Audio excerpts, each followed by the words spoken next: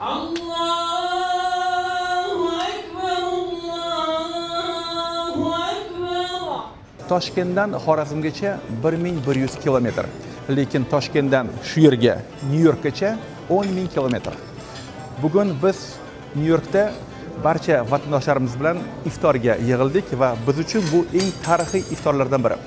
Chunki Amerika Qo'shma Shtatlarining tarixida birinchi marotaba O'zbekiston Respublikasi prezidentining tashabbusi bilan mana shunday iftor shu yerda AQShdagi vatandoshlar uchun o'tkazilmoqda. Assalomu alaykum, hurmatli do'stlar. Misrat TV kanaliga va iftorimizga xush kelibsizlar.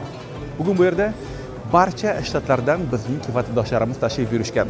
O'zbek hamjamiyatining rahbarlari hammasi bugun shu yerda. Nyu-Yorkniki, Filadelfiyaniki, qolaversa mana Kaliforniyadan kelishgan, Texasdan va hozirda mana shu iftor qay tarzda bo'lib o'tganini ushbu video orqali sizlarga ko'rsatib berishga harakat qilaman. Turkiston Amerika O'zbekistonning eng birinchi Amerikadagi hamjamiyatining rahbari Abdulla Hoji aka shu yerdalar. Assalomu alaykum. Assalomu alaykum. Necha yildan beri siz AQShda? 55 yildan beri. Aytingchi, mana 55 yil davomida necha marotaba O'zbekiston Respublikasi prezidentining tashabbusi bilan AQShdagi vatandoshlarimiz uchun iftor o'tkazilgan? Bu birinchi martaba bo'lyapti-da. Qanchalik muhim mana shunday iftorlarni aynan AQShdagi vatandoshlarimiz uchun prezident tomonidan o'tkazilishi? Bu ko'p muhim. Amerika prezidenti bizni dinimizda emas, ammo har yil Ramazon iftori o'tkazadi. Oq uyda diplomatlarni, boshqa mamlakatlarning vakillarini da'vat qilib iftor o'tkazishadi.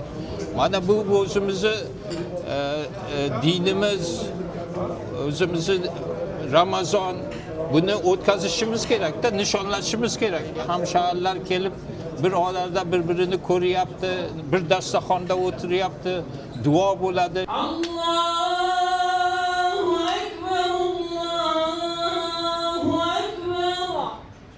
La ilaha